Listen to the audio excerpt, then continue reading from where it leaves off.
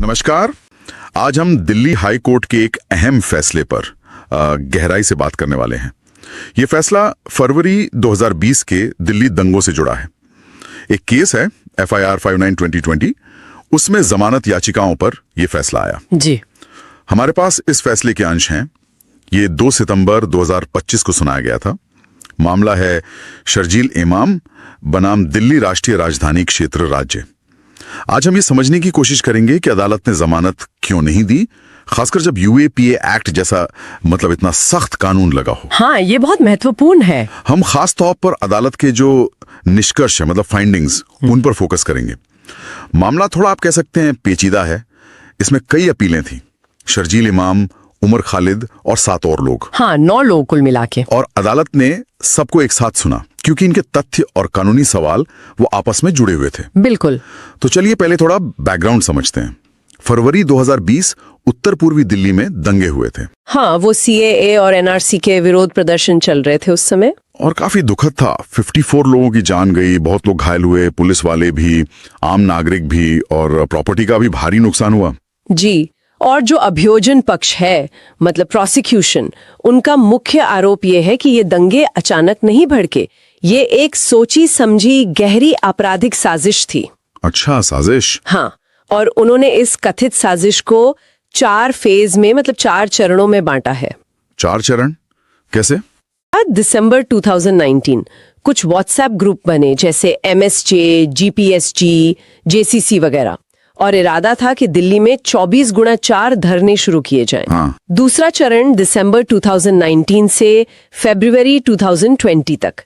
इसमें बैठकें हुई, छात्रों और बाकी लोगों को जोड़ा गया, धरना स्थल बनाए गए, और आरोप है कि भड़काऊ पर्चे बांटे गए, भाषण दिए गए, और CA-NRC के खिलाफ गलत प्रचार किया गया। इसमें जामिया, शाहीन बाग, नॉर्थ ईस्ट दिल्ली में जो हिंसा हुई वो भी शामिल बताई गई।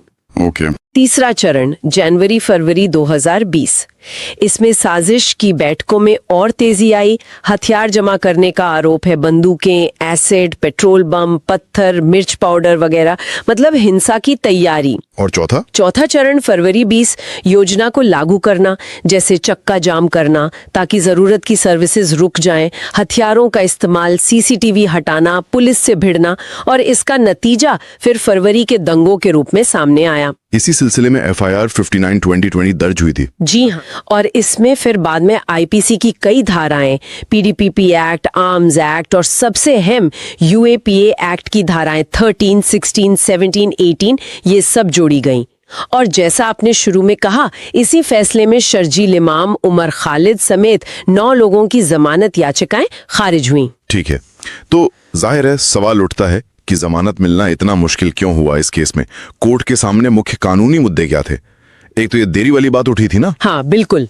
अपील करने वालों का एक बहुत अहम तर्क था कि उन्हें काफी वक्त हो गया है जेल में, कुछ मामलों में तो 5 साल से ज्यादा। हाँ, और ट्रायल बहुत धीमा चल रहा है। अभियोजन के करीब 800-900 गवाह हैं। तो उनका कहना था कि ये उनके आर्टिकल 21 त्वरित सुनवाई के अधिकार का उल्लंघन है। उन्होंने सुप्रीम कोर्ट के KA नजीब केस का हवाला भी दिया। KA नजीब। इस पर अदालत ने माना कि देखिए, व्यक्तिगत आजादी और समाज का हित यानी अभियोजन का अधिकार, इनके बीच एक संतुलन बनाना पड़ता है, खासकर ऐसे पेचीदा मामलों में। कोर्ट ने कहा कि नजीब केस के हिसाब से देरी एक इम्पॉर्टेंट फैक्टर, इसमें कोई शक नहीं, लेकिन सिर्फ देरी हो गई इसीलिए जमानत मिल ही जाएगी ऐसा नहीं है, ये गारंटी नहीं है। अच्छा। कोर्ट ने निकेश ताराचंद शाह केस का भी जिक्र किया, कहा कि जमानत देना कोर्ट के विवेक पर है, डिस्क्रिशन पर, और हर केस के अपने तथ्य होते हैं।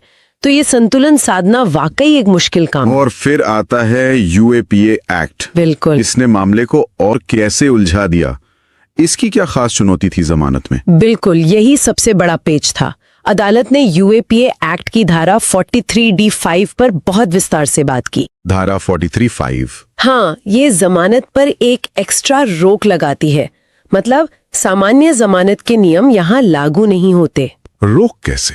इसमें कहा गया है कि अगर कोर्ट को केस डायरी या चार्जशीट देखकर पहली नजर में, जिसे प्राइमा फेसी कहते हैं, लगता है कि आरोपी के खिलाफ जो आरोप है वो सच हो सकते हैं, तो जमानत नहीं दी जाएगी। नहीं दी जाएगी, नो बेल। हाँ, ये एक तरह का बार है, रोक है जमानत पर। ये सामान्य जमानत से बहुत ज्यादा सख्त है। कोर्ट ने सुप्रीम कोर्ट के ज़हूर अहमद शाह वटाली केस के दिशा निर्देशों को देखा। उसमें बताया गया है कि प्राइमा फेसी सच का मतलब क्या है। क्या मतलब है इसका? इसका मतलब है कि कोर्ट को बस ये देखना है कि अभियोजन ने जो कहानी बताई है और जो सबूत दिए हैं, क्या वो पहली नजर में आरोपी की तरफ इशारा करते हैं। इस स्टेज पर कोर्ट को सबूतों का बहुत गहरा विश्लेषण नहीं करना है, कोई मिनी ट्रायल नहीं चलाना, अभियोजन के दस्तावेजों को सही मानकर चलना है। बस एक सतही विश्लेषण, एक फर्स्ट लुक। लेकिन ये सतही कितना सतही? हाँ, ये अच्छा सवाल है। कोर्ट ने वर्नन केस का जिक्र करके ये भी जोड़ा कि सबूत इतने भी कमजोर या मतलब बेजान नहीं होने चाहिए कि पहली नजर में ही खारिज हो जाएं। उसमें कुछ तो दम दिखना चाहिए। और एक दिलचस्प बात कोर्ट ने नोट की कि इस जमानत की सुनवाई में दोनों पक्षों ने सबूतों पर इतनी बारीकी से बहस की जो आमतौर पर जमानत स्टेज पर होती नहीं है। तो मतलब काफी डिटेल में गए दोनों पक्ष। जी हाँ, और इसमें वो ट्विन प्रोंग टेस्ट की भी बात आई, यानी प्राइमा फेसी केस तो हो ही, साथ में ये भी देखा जाए कि आरोपी भागेगा नहीं या सबूतों से छेड़छाड़ नहीं करेगा। ठीक है। अब प्रोसिक्यूशन इसे साजिश कह रहा था। कानून की नजर में ये साजिश या कंस्पिरेसी होती क्या है? कोर्ट ने इस पर भी चर्चा की, कुछ पुराने फैसलों का जिक्र किया जैसे कहर सिंह, यशपाल मित्तल। मुख्य बात यह है कि साजिश अक्सर गुप्त होती है, छिपी हुई, तो इसे सीधे सबूतों से साबित करना मुश्किल होता है। ज्यादातर इसे हालात और घटनाओं के क्रम से, मतलब सर्कमस्टेंशियल एविडेंस से साबित किया जाता है। अच्छा। इसके लिए एक समझौता, एक अग्रीमेंट जरूरी है, भले ही वो इशारों में हुआ हो या चुपचाप सहमति दी गई हो। जरूरी नहीं कि साजिश में शामिल हर आदमी को पूरी बात पता हो। मतलब अगर मैं साजिश का हिस्सा हूं तो मुझे हर डिटेल पता होना जरूरी नहीं? नहीं, जरूरी नहीं।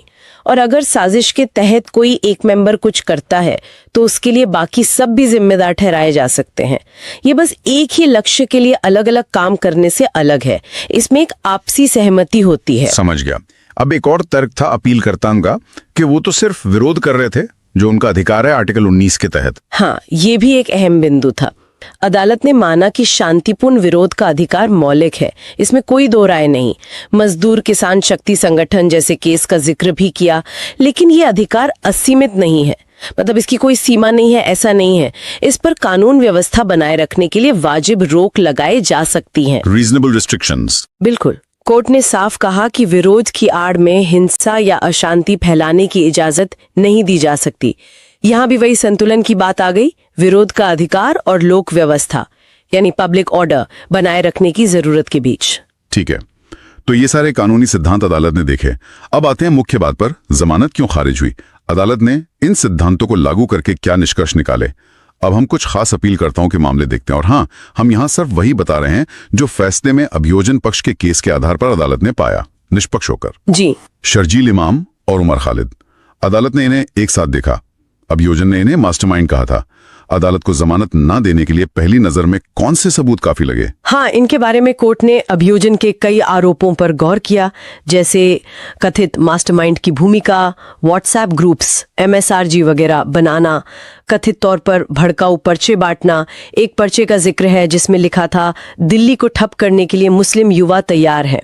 फिर भड़काऊ भाषण देना, इमाम के जामिया और अलीगढ़ वाले भाषण, खालिद का अमरावती वाला भाषण जिसमें अमेरिकी राष्ट्रपति की यात्रा का भी जिक्र था और उसका समय चुना गया था। अच्छा, टाइमिंग पर भी फोकस था। जी।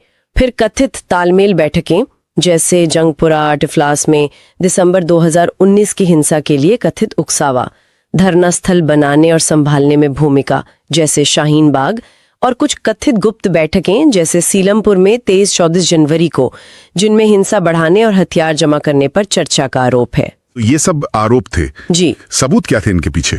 अदालत ने पाया कि इन आरोपों के समर्थन में गवाहों के बयान हैं, कुछ कोडनेम वाले गवाह भी जैसे बॉन्ड रोमियो। इसके अलावा चैट्स, फोन रिकॉर्ड, CDRs और भाषणों के ट्रांसक्रिप्ट्स या वीडियोस। अदालत का मानना था कि इन सबको मिलाकर देखें तो पहली नजर में इन्हें नजरअंदाज नहीं किया जा सकता। इमाम का एक तर्क था कि दंगे के वक्त वो हिरासत में थे। हाँ, कोर्ट ने उसे नहीं माना, कहा कि साजिश तो पहले बनी थी। और खालिद का तर्क था कि उनके भाषण का गलत मतलब निकाला गया। उसे भी कोर्ट ने नहीं माना। नहीं, कोर्ट ने कहा कि भाषण को पूरे संदर्भ में देखना होगा। कुल मिलाकर अदालत ने साफ कहा कि पहली नजर में इन दोनों की भूमिका गंभीर लगती है और ये सिर्फ यूएपीए की धारा 13, जो कम गंभीर है, का मामला नहीं लगता, बल्कि धारा 16, 17, 18 भी लागू होती है, जो ज्यादा गंभीर है। ठीक है, अब आते हैं दूसरे ग्रुप पर। अतहर खान, शादाब अहमद, अब्दुल खालिद सैफी और मोहम्मद सलीम खान, इनके बारे में कोर्ट ने क्या पाया? इस ग्रुप के लिए अदालत ने कुछ खास बातों पर ध्यान दिया, जैसे अलग अलग धरना स्थल, खुरेजी, चांदबाग वगैरह को आयोजित करने और संभालने में इनकी भूमिका, मुख्य साजिश बैठकों में शामिल होने का आरोप, डीपीएसजी या यूएच जैसे ग्रुप्स के मेंबर होने का आरोप। यूएच मतलब यूनाइटेड अगेंस्ट हेट। जी हाँ।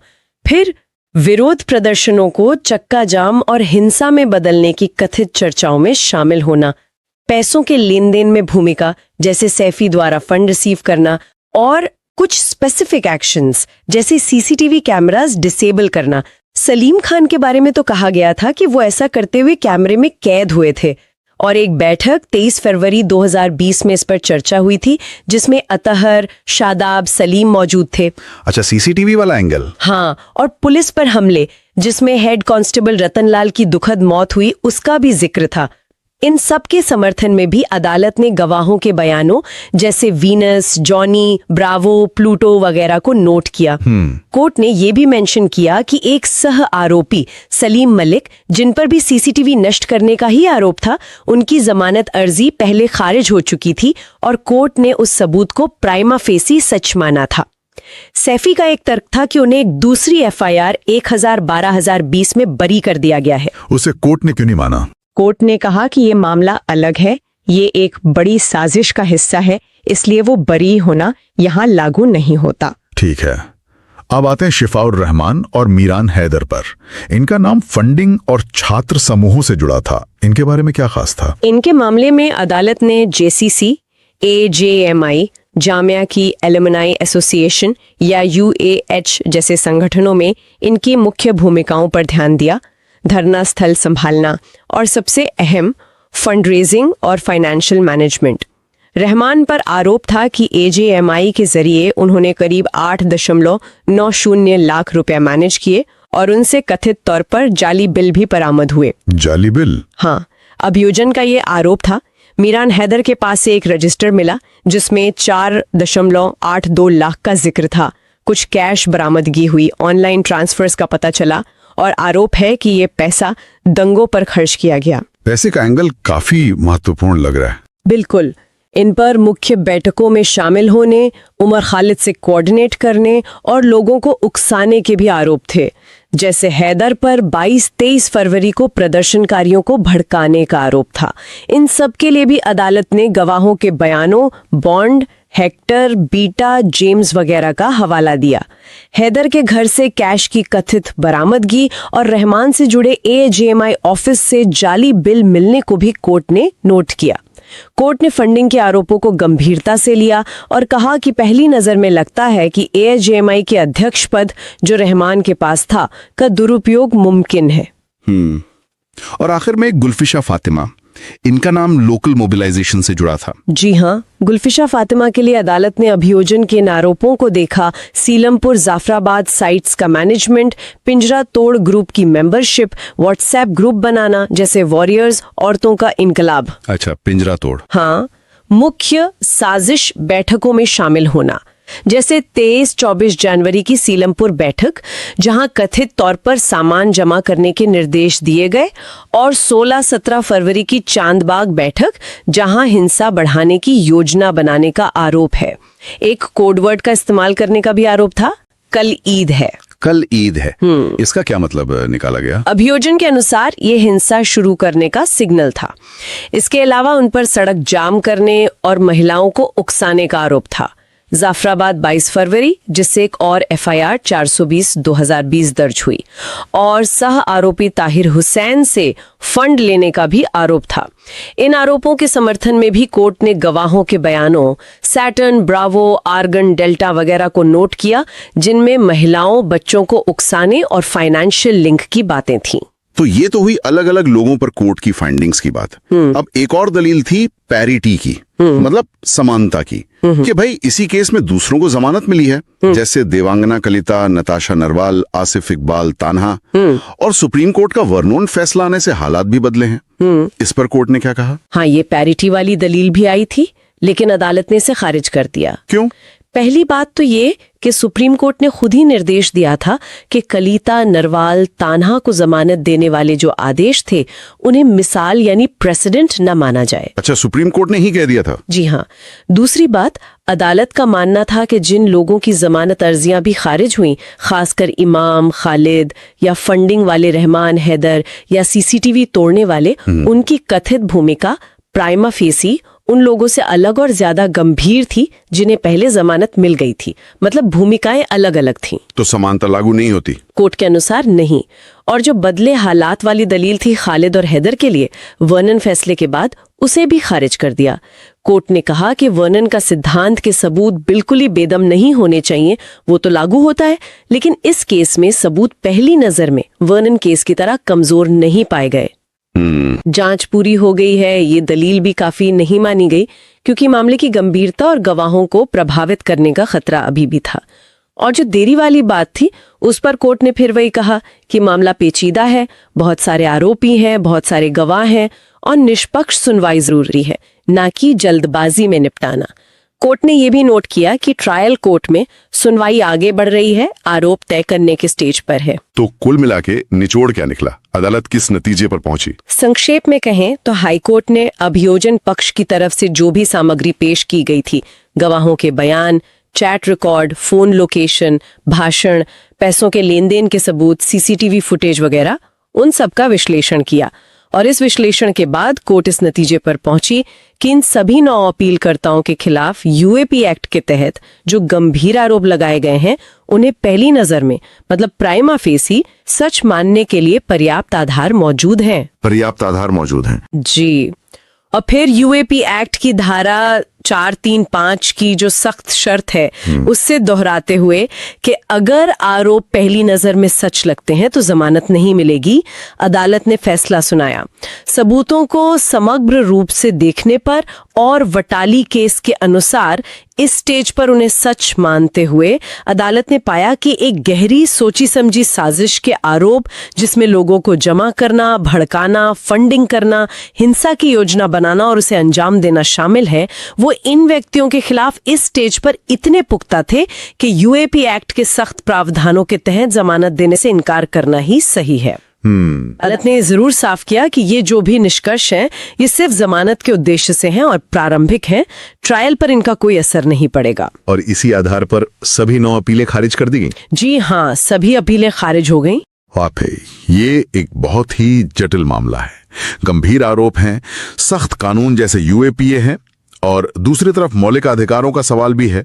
हाई कोर्ट का यह विस्तृत फैसला हमें एक झलक देता है कि अदालतें इन मुद्दों से कैसे निपटती हैं, खासकर जब बड़ी साजिश के मामलों में यूएपीए के तहत वो प्रथम दृष्टया सच वाली परीक्षा करनी होती है। हाँ, और ये फैसला दिखाता है कि जमानत के स्तर पर, खासकर यूएपीए जैसे विशेष कानूनों में, अभियोजन पक्ष के सबूतों को पहली नजर में कितना वजन दिया जाता है, जैसा कि कानून में अनिवार्य है। बिल्कुल। और यहीं से आज का हमारा उत्तेजक विचार, मतलब सोचने वाली बात निकलती है। ये फैसला इस बात पर रोशनी डालता है कि कैसे विशेष कानूनों के तहत जमानत का फैसला शुरुआती दौर में अभियोजन पक्ष के सबूतों की प्रथम दृष्टया स्वीकार्यता पर बहुत हद तक निर्भर करता है। ये स्थिति जहां सुनवाई से पहले व्यक्तिगत स्वतंत्रता दांवपन होती है और दूसरी तरफ राष्ट्रीय सुरक्षा की चिंताएं होती हैं, इनके बीच संतुलन के बारे में हमें क्या सोचने पर मजबूर करती है, खासकर तब जब मुकदमों को पूरा होने में सालों लग सकते हैं। इसके क्या मायने हैं जब एक शुरुआती मूल्यांकन जो कि प्रथम दृष्टया आधारित है, किसी व्यक्ति के लंबे समय तक जेल में रहने का आधार बन सकता है, जबकि उसका दोष साबित होना अभी बाकी है? ये वाकई एक अहम सवाल है सोचने के लिए।